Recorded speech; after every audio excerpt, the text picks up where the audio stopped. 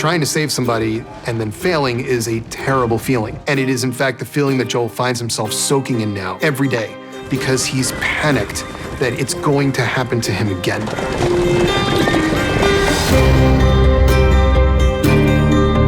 He can handle being shot at, he can handle being punched, kicked. What he cannot possibly fathom is going through the experience of losing his child again, and that's what Ellie is becoming to him. Ellie doesn't make relationships easily, mainly because the relationships she has built have been cruelly taken away from her. That's where Joel and her are the same. What's incredible was to be able to explore things that I think are very much a part of the experience of the game, but you can expand on. You're not gonna scare us. Scared him? One of those things is the internal life of these characters.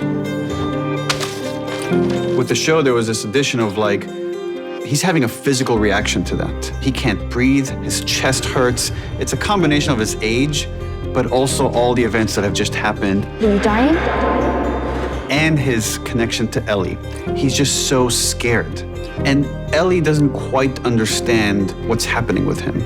Joel just feels like he needs to save everyone around him. Joel has this goal where he thinks he needs to go save his brother. And then he arrives in Jackson. Not only does he not need to save his brother is thriving. This place actually fucking works. When we were in Canmore filming, just the little town of Jackson, I was just like, there's a bank, there's a studio, lights! I was like, they got everything, they got all we need. It just makes my job easier because I could just really come onto set and be. Imagine going to a town and being able to put in like a half-acre stables with sheep and horses and cows and all of that stuff. My favorite part of that was building the paddock and the stables and everything in the parking lot right in the middle of town. Hey, Joel, check it. When we go into these places, we're not doing anything small. We spend quite a bit of time there. And if there's one business on a street that we want to film on that doesn't want to play ball, we're out of luck. Fortunately, we've had everyone accommodate us everywhere we went. Jackson, it's this beautiful community. It's the closest some group has come to the world that we know, the world that we live in, that they could watch movies, that they could celebrate Christmas. I'm sorry about your kids. It's okay. And kid, just Kevin. Sarah was Joel's daughter. There's this beautiful moment where Joel stumbles outside and he thinks he sees his daughter. We love the idea that for a moment he would think, just for a moment, and then he would see her with her daughter and he would think, that's what I would have. We always try to keep her spirit in the scene. I think it's always a ghost in the room between Joel and Tommy. I'm failing in my sleep. It's all I do. It's all I've ever done.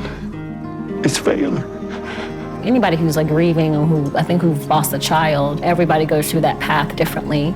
With Maria, I think she poured into the people because that's what she had.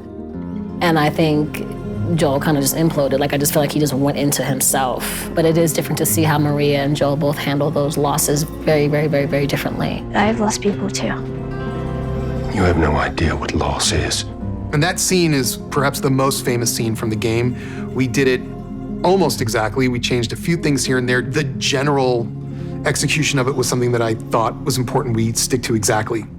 Everybody I have cared for has either died or left me. Everybody fucking except for you! Me and Pedro, both of us really felt the pressure of that. And when you feel too pressured in something, when you've created that for yourself, it can be hard to perform how you want to. Yeah, no, I had sleepless nights over that scene. I didn't envy them, so trying to like do a scene that like exists in the game and is like seared into people's mind, and they made it their own, and it's just as beautiful. Ellie admits she's afraid and that he makes her less afraid. And what Joel doesn't know how to tell her is she makes him more afraid. That when you care about something or someone, that's when the fear happens. Joel? Joel, no, shit!